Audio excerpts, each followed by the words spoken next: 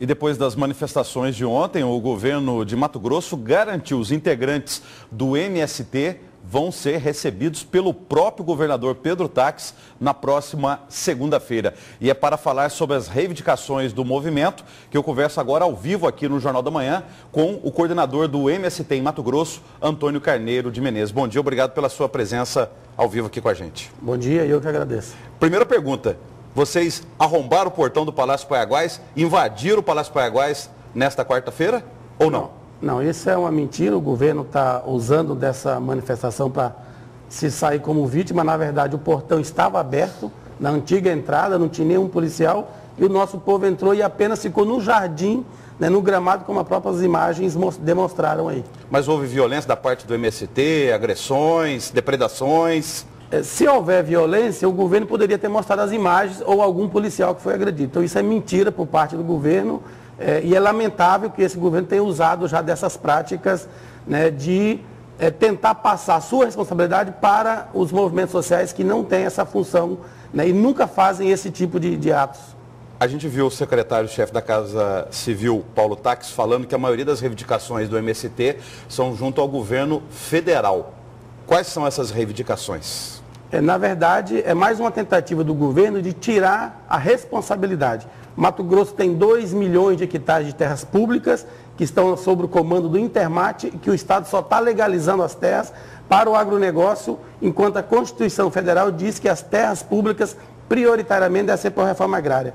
Ao mesmo tempo, é de responsabilidade também do governo do Estado a infraestrutura como estrada, água, escola, saúde nos assentamentos. Não é só do governo federal a responsabilidade é compartilhada. Agora, mas qual seria então, mas as reivindicações junto ao governo federal, quais são elas?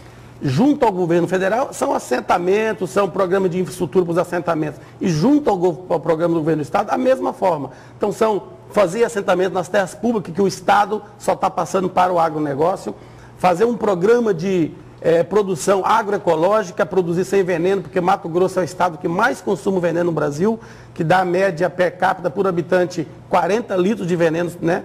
Então nós queremos produzir sem veneno e o Estado tem condições de incentivar um programa desse para produção sem veneno para atender a população, especialmente a classe trabalhadora. Coordenador, agora a gente sabe que as autoridades têm uma agenda política. Não poderia ter sido feito um agendamento dessa visita de vocês ao Palácio Paiaguás? Por que vocês tiveram que entrar sem esse agendamento? Muito bem. Esse governo, desde quando era ainda senador, e na campanha sempre falou que seria um governo de todos.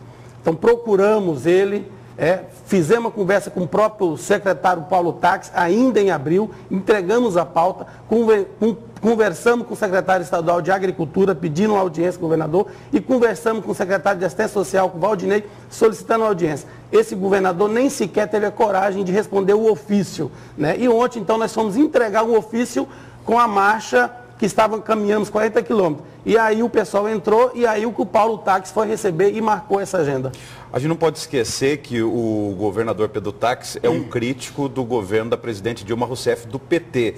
E sempre se falou que o MST é ligado ao Partido dos Trabalhadores. Essa manifestação de vocês tem relação, tem vamos dizer assim, uma característica político-partidária, coordenador?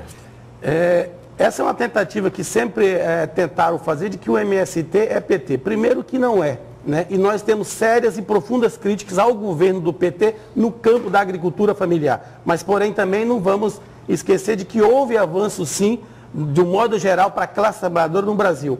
Esse governo do Estado, nós temos ainda a intenção de fazer um bom diálogo, porque é possível, independente das diferenças, posições políticas que nós temos, é possível o Estado e a gente fazer um bom programa de desenvolvimento para a agricultura familiar em Mato Grosso. Não podemos esquecer que o movimento dos trabalhadores rurais sem terra começou assim, a movimentação em nível de Brasil há cerca de 20 anos, inclusive aqui em Mato Grosso. Vocês, inclusive, estão realizando essa semana em Cuiabá uma programação cultural e também histórica para fazer uma análise desses 20 anos. O que aconteceu com o movimento nos últimos anos que deu uma refugada e agora volta à tona? O que está acontecendo em nível de Brasil e principalmente aqui em Mato Grosso, coordenador? Tá, só corrigindo, o MST a nível nacional tem 31 anos e em Mato Grosso tem 20 anos. Completa agora dia 14 de agosto 20 anos. Nós estamos nessa semana na jornada de comemorações dos 20 anos. Faz parte dessa jornada, essa luta, essa caminhada. Estamos agora indo hoje lá para o Centro Esportivo do bairro Quilombo, onde vamos comemorar, fazer debates de planejamento, de balanços desses 20 anos e também atrações culturais. Teremos sexta-feira à noite, estaremos lá com Claudinho Henrique Pescuma, Nick Lau, né? Orquestra dos Violeiros de Rondonópolis e o cantor nacional Pereira da Viola.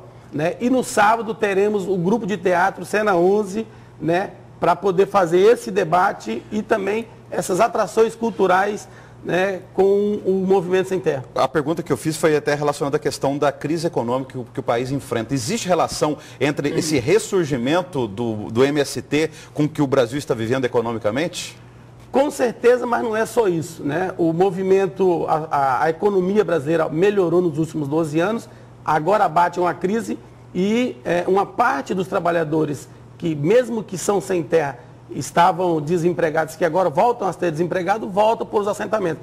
Porém, mas não é só isso, é porque também o sonho da reforma agrária que o governo PT tinha demonstrado ter, se frustrou. E aí o pessoal que achou que a reforma agrária ia acontecer só porque o Lula chegou lá, não chegou. Então agora somente a luta pode fazer a reforma agrária. E qual que é a visão de vocês em relação à sociedade brasileira? Porque havia muito preconceito da sociedade brasileira ou de segmentos da sociedade em relação ao MST. O pessoal pega a terra, vende o lote, esse pessoal só fica reivindicando e invadindo prédio público e tal, fazenda, mas não prospera. Qual que é a visão de vocês em relação a isso? Mudou essa visão da sociedade brasileira ou de segmentos mais críticos da sociedade brasileira em relação ao MST? Olha, a sociedade brasileira é fortemente influenciada pelos meios de comunicação, que no Brasil eles são altamente controlados por pouco grupo de famílias que são contra a reforma agrária. Na verdade, eles são também latifundiários. Então, ela é muito influenciada.